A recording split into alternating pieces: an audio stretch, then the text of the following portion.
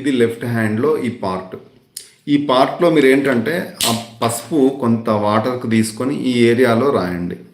ఎందుకంటే yellow colour ఈ ఏరియాలో అప్లై చేయాలన్నమాట. ఎవరికైతే ఆకలి తక్కువగా ఉందో, జీర్ణక్రియ మందగించిందో, ఆకలి అవ్వట్లేదో, తిన్నది అరగట్లేదో, ఇట్లాంటి సమస్య ఉన్న వాళ్ళందరికీ రాత్రి పడుకోబోయే ముందు ఈ ఏరియాలో ఎల్లో కలర్ అప్లై చేసి పడుకోవాలంటే సరిపోతుంది. నెమ్మదిగా వాళ్ళకి ఆటోమేటిక్గా ఏంటంటే ఆకలి పెరగడం అనేది స్టార్ట్ అవుతుంది. దాంతోపాటు నేను ఆల్రెడీ నిన్న చెప్పిన ఫిజికల్ మూమెంట్స్, ఎక్సర్సైజు వీటి మీద ఫోకస్ చేయాలి, 8 గంటలు నిద్ర ఉండాలి, ఇవన్నీ చెప్పిన క్లియర్గా. మీరు అది మిస్ అయ్యి ఓన్లీ ప్రెషర్ పాయింటే కదా, కలరే కదా అనుకోకండి.